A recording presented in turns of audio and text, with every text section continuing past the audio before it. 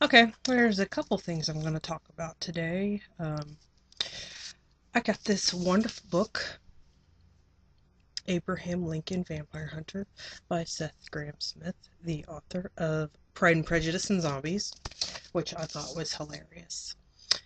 Um, I don't know how much I'm going to talk about the book actually, because I've only just started. I'm only on like the 27th page, but it's not really a history book, obviously, because vampires aren't real. But I'm reading this, so yay, because I do read.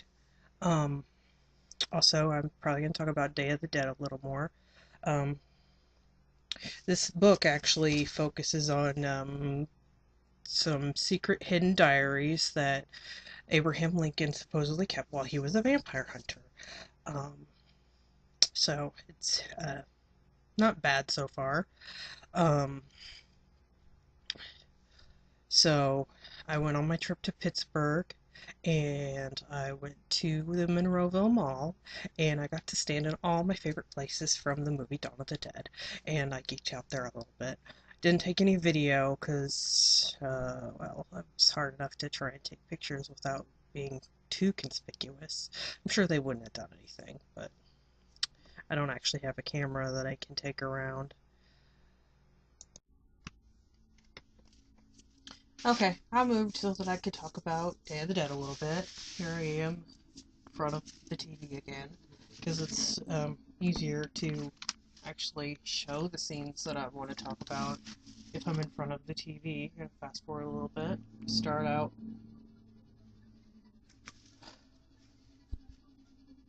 seeing Sarah, the main character in the movie. All she does, she just keeps marking days off on the calendar instantly. It's wonderful because it's just kind of looks monotonous. Here's another day. Here's another day. Here's another day.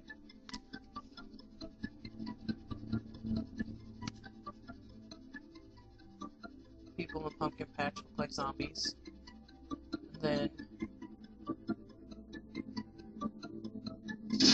bam! Then we cut to the helicopter. They're on a little mission looking for survivors. There's her little weenie boyfriend in the helicopter and the two civilians that are only kept around because of their skills. He can fly a helicopter and the other guy can work all the old radio equipment.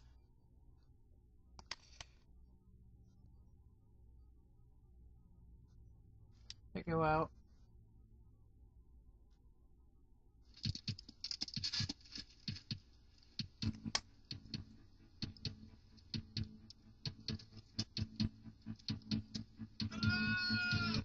Try and call any survivors that are out there.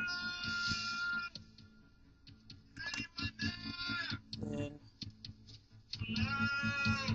I'm calling, hello, is anyone alive out there? Reminds me of 28 Days Later. Well, actually, 28 Days Later reminds me of this, when he wakes up in the hospital and goes out and starts calling for anybody, because it's weird to wake up in the hospital and there not to be anyone around.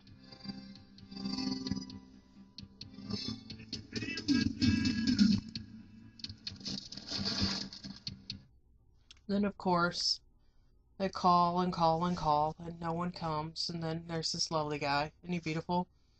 And a whole bunch of other zombies. There's no survivors, just zombies, which are like, ooh, dinner!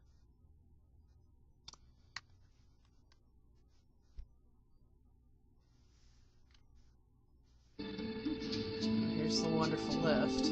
It's funny, because around this lift, or elevator, is just a fenced-in area up there, and I would think that the zombies, if there were enough zombies around, they would just knock that chain link fence right over. This is the way down into the cave system where their base is held. Which is an actual cave. They didn't, like, make a set and just have the idea, oh, let's have a cave.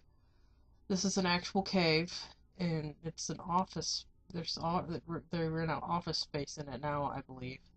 But these campers and cars and the stuff around here is people's actual property that they were storing down here. That they built. That's the corral. They where they keep their zombie specimens that they study, trying to figure out something they can do with them. Like, Dr. Logan wants to try and domesticate them, or I don't really see any point in their scientific studying of these zombies.